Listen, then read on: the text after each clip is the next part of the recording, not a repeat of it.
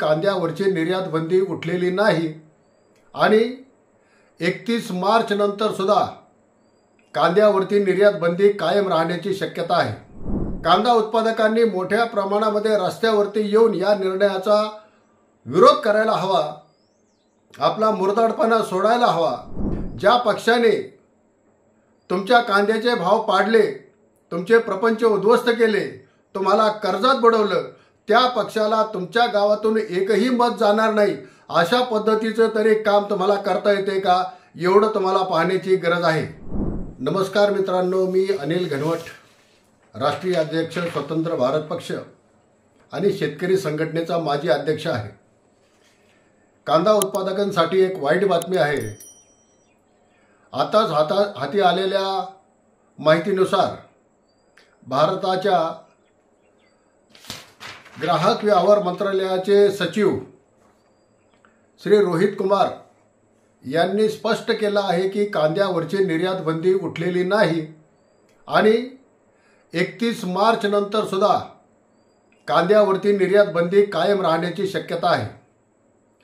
कांद्याची निर्यात बंदी उठणार आहे अशी बातमी पसरल्यानंतर 1200-1250 रुपयांनी विकणारा कांदा 1800च्या पुढे गेला आणि यामुळे प्रचंड कांदा महाग झाला असं त्यांना वाटलं आणि येणाऱ्या हंगामामध्ये कांद्याचं उत्पादन कमी राहील असा त्यांच्याकडे अंदाज असल्यामुळे कांद्याची निर्यात बंदी उठलेली नाही आणि 31 मार्च नंतर सुद्धा उठवण्याची काही शक्यता नाही अशा पद्धतीचं स्पष्ट मत त्यांनी पत्रकारांना दिलेलं आहे।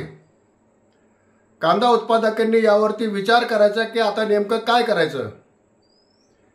कांदा उत्पादकांनी मोठ्या प्रमाणामध्ये रस्त्यावरती येऊन या निर्णयाचा विरोध करायला हवा, आपला मुरदाडपणा सोडायला हवा आणि आपली संख्येची ताकद दाखवून सरकारला हा निर्णय मागे घ्यायला भाग पाडलं पाहिजे। आणि तेवढी जर हिंमत तुमची होत नसेल रस्त्यावर उतरून आंदोलन करण्याची, तर किमान येणाऱ्या निवडणुकीमध्ये, लोकसभेच्या निवडणुकीमध्ये, विधानसभेच्या निवडणुकीमध्ये ज्या पक्षाने तुमच्या कांद्याचे भाव पाडले, तुमचे प्रपंच उद्ध्वस्त केले, तुम्हाला कर्जात बुडवलं, त्या पक्षाला तुमच्या गावातून एकही मत जाणार नाही अशा पद्धतीचं तरी काम तुम्हाला करता येते का, एवढं तुम्हाला पाहण्याची गरज आहे। भावांनो, आपल्याला राजकारण करायचं आहे तर ते आपल्या हितासाठी करावं। कुणी आपल्या जातीचा, धर्माचा, गावाला पावना आहे म्हणून त्याला मत देऊन आपले प्रपंच उद्ध्वस्त करणं पुरे झाले। आता आपल्या लेकरा बाळांसाठी राजकारण करा, आपल्या प्रपंचासाठी राजकारण करा आणि ज्यांनी तुमच्या कांद्याचे भाव पाडले त्यांना मतं देऊ नका, एवढीच मी कळकळीची विनंती करतो। ग्राहकांनी आतापर्यंत सरकारं पाडली, कांदा खाणाऱ्यांनी आतापर्यंत सरकारं पाडली म्हणून कांद्याचे भाव कमी ठेवले जातात। एकदा सरकारच्या लक्षात येऊ द्या की कांदा पिकवणारे सुद्धा सरकारं पाडू शकतात।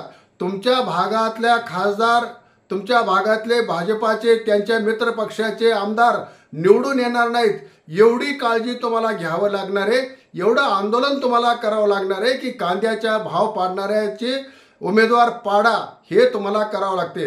कांद्याची निर्यात बंदी उठलेली नसताना सुद्धा तुमच्या खासदारांनी, तुमच्या भारतीताई पवारांनी पत्रकार परिषद घेऊन पत्रकारांपुढे मोठी शेखी मारली की आमच्या प्रयत्नांमुळे कांद्यावरची निर्यात बंदी उठली।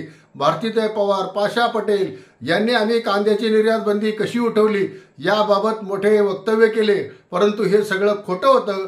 कांद्यावरची निर्यात बंदी उठलेली नाही आणि उठणारही नाही। तेव्हा आता काय करायचं हे कांदा उत्पादकांनी ठरवायचं। तुम्ही हिंमत दाखवली तर आम्ही तुमच्या पाठीशी आहोत आणि ह्या कांद्याचा प्रश्न कसा सोडवायचा हा आपण विचार करू शकतो, परंतु कांदा उत्पादकांनी लढायची तयारी दाखवली पाहिजे, एवढीच मी विनंती करतो आणि थांबतो। धन्यवाद।